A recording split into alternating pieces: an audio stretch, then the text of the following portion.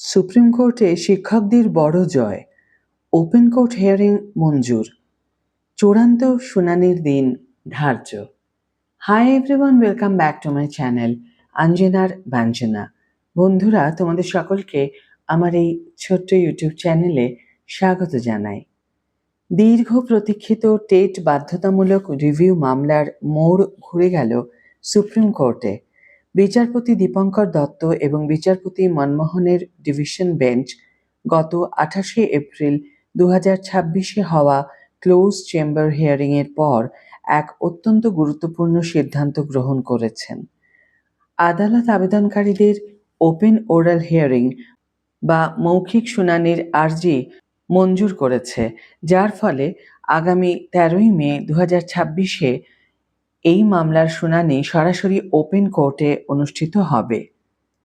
2025 সালের 1 September supreme court কর্মরত শিক্ষকদের জন্য টেট বাধ্যতামূলক করা সংক্রান্ত একটি নির্দেশ দিয়েছিল। সেই রায়কে পুনর্বিবেচনার জন্য পশ্চিমবঙ্গ প্রাথমিক শিক্ষা পর্ষদ, রাজ্য সরকার এবং দেশের বিভিন্ন শিক্ষক সংগঠনের পক্ষ থেকে রিভিউ পিটিশন দাখিল করা হয়েছিল।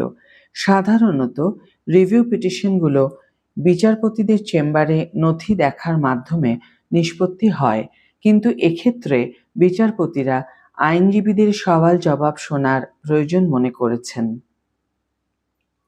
আদালতের নথিতে দেখা গেছে যে আইএ বা ইন্টারলোকুটরি অ্যাপ্লিকেশন নাম্বার 237685 মঞ্জুর করা হয়েছে। এর অর্থ হল, 1. মামলাটি আর কেবল নথিপত্রের মধ্যে সীমাবদ্ধ নেই, আইনজীবীরা এখন সরাসরি আদালতে বিচারপতির সামনে যুক্তি পেশ করতে পারবেন। 2.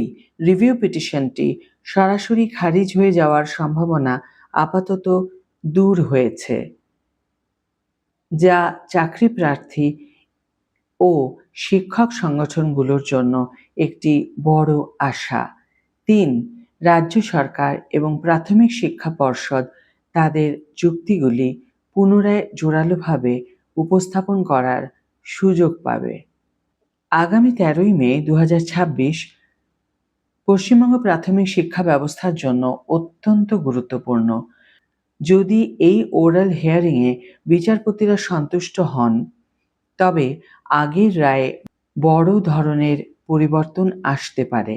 বিশেষ করে ম্যান্ডেটরি টেট বা সমতুল্য যোগ্যতার ক্ষেত্রে যেসব জটিলতা তৈরি হয়েছিল, তার সুরাহা হওয়ার সম্ভাবনা রয়েছে। চাকরি প্রার্থীদের নজর এখন 13ই মের দিকে। সংশ্লিষ্ট বিশেষজ্ঞরা মনে করছেন, ওরাল হিয়ারিং মঞ্জুর হওয়া মানে ইতিবাচক কোনো পরিবর্তনের ইঙ্গিত। তথ্যসূত্র অনুযায়ী বিচারপতিরা বিষয়টিকে গুরুত্ব সহকারে দেখছেন বলে এই বিশেষ শুনানির অনুমতি দিয়েছেন। আজকের ভিডিও এখানে শেষ করছি বন্ধুরা। ভিডিওটি যদি কার্যকর বলে মনে হয়ে থাকে তাহলে অবশ্যই একটি ছোট্ট করে লাইক দিও, শেয়ার করো বন্ধুদের সাথে, কমেন্ট করে জানিও তোমাদের মতামত। যারা এখনো আমার চ্যানেলটিকে সাবস্ক্রাইব করোনি, তারা অবশ্যই চ্যানেলটিকে সাবস্ক্রাইব করে আমার পাশে থেকো। আর যারা অলরেডি সাবস্ক্রাইব করে দিয়েছো, তাদের জন্য আমার অনেক ভালোবাসা এবং অনেক ধন্যবাদ। আজ তাহলে বিদায় বন্ধু, দেখা হবে পরের ভিডিওতে। ভালো থেকো, সুস্থ থেকো, সঙ্গে থেকো।